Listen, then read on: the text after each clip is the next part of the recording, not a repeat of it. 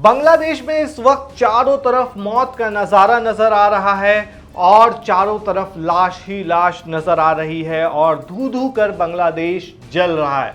दरअसल नौकरी में आरक्षण खत्म करने की मांग कर रहे बांग्लादेश के छात्रों का आंदोलन हिंसक होता जा रहा है। धीरे धीरे हालात इतने खराब हैं कि पुलिस के साथ झड़प में 39 प्रदर्शनकारियों की मौत हो चुकी है। 2500 से ज्यादा प्रदर्शनकारी जख्मी हैं। लाठी डंडे पत्थर लेकर सड़कों पर घूम रहे प्रदर्शनकारी बसों और निजी वाहनों को आग के हवाले कर रहे हैं। और ये वजह क्या है, आखिर क्यों इतना ज्यादा उतावले हो रहे हैं बांग्लादेश में लोग, क्या इसकी वजह है? बांग्लादेश में इस वक्त बस ट्रेन और मेट्रो सेवा तक ठप हो चुकी है। हिंसा के बढ़ने से रोकने के लिए सरकार ने मोबाइल इंटरनेट भी बंद कर दिया है। स्कूल कॉलेज के साथ साथ मदरसों को भी अनिश्चित काल तक के लिए बंद कर दिया गया है। पूरे देश में सेना को मोर्चे पर उतार दिया गया है। आरक्षण के विरोध में जारी देश व्यापारी आंदोलन में अब तक बांग्लादेश के विभिन्न हिस्सों में कम से कम 39 लोगों की मौत हो चुकी है। अब ये आरक्षण का मामला क्या है और ये पूरा मामला क्या है, इसके मायने क्या है, चलिए पूरे मामले को अच्छे तरीके से समझते हैं। दरअसल प्रदर्शनकारियों की मांग है कि सरकारी नौकरियों में आरक्षण को खत्म कर दिया जाए। यूनिवर्सिटी के छात्र बीते कुछ दिनों से 1971 के मुक्ति युद्ध में लड़ने वाले सैनिकों के बच्चों के लिए सरकारी नौकरियों में आरक्षण का विरोध कर रहे थे। दरअसल 1971 में पाकिस्तान से आज़ादी की जंग लड़ने वाले को यहाँ मुक्ति योद्धा कहा जाता है। देश में 1/3 सरकारी नौकरियां इनके बच्चों के लिए आरक्षित हैं, यानी 1971 से लेकर के अब तक आरक्षित हैं। इसी के खिलाफ छात्र बीते कुछ दिनों से रैलियां निकाल रहे थे। छात्रों का कहना है कि आरक्षण की ये जो व्यवस्था है वो भेदभावपूर्ण है, जिसकी जगह पर मेरिट के आधार पर नौकरी दी जानी चाहिए। अब ये समझते हैं कि ये आरक्षण कितना जरूरी है या नहीं जरूरी है, ये भी हम समझेंगे। उससे पहले ये जान लेते हैं कि प्रधानमंत्री शेख हसीना का क्या स्टैंड है इसके ऊपर। दरअसल प्रधानमंत्री शेख हसीना बुधवार को जब राष्ट्र के नाम संबोधन कर रही थी तो सबकी निगाहें इसी पर लगी थी कि वो क्या बोलती हैं। लोग इंतजार कर रहे थे कि सरकार मौजूदा परिस्थिति को किस राह पर आगे बढ़ाएगी और क्या करेगी।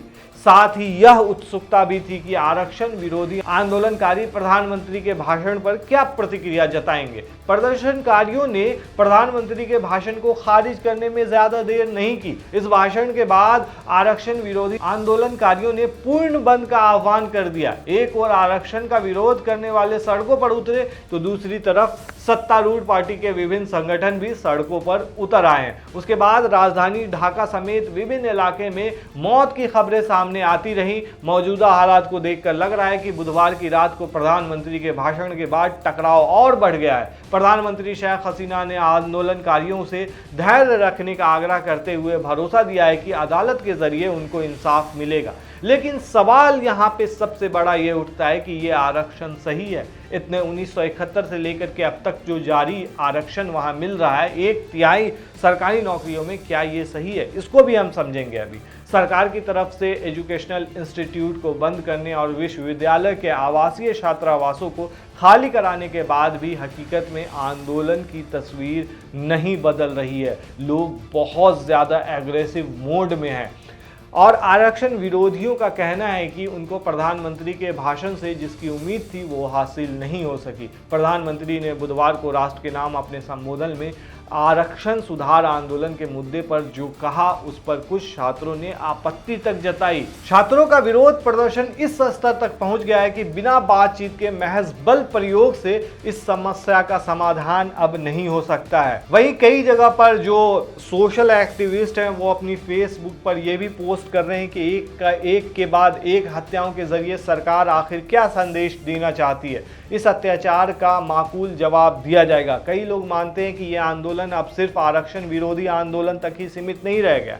कई लोगों का यह भी मानना है कि यह आंदोलन युवा समाज में बढ़ रही नाराजगी की अभिव्यक्ति है। दरअसल देखा जाए तो आंदोलनकारियों ने पहले हिंसा का रास्ता नहीं चुना था, लेकिन अचानक यह आंदोलन हिंसक हो उठा। और सवाल जो सबसे अहम है वो ये है कि आरक्षण अभी जो 1/3 नौकरियों में, सरकारी नौकरियों में बांग्लादेश में दिया जा रहा है, ये रहना चाहिए या नहीं रहना चाहिए। ये अपने आप में दोस्तों बड़ा सवाल है और इसका जवाब है कि जिस तरीके से देखा जा रहा है कि 1971 की लड़ाई के बाद से अभी तक, यानी कि लगभग 50 साल हो चुके हैं, 50 साल से ज़्यादा ही हो चुके हैं, उस टाइम से लेकर के अभी तक नौकरियों में लगभग 30% के लगभग आरक्षण की व्यवस्था है।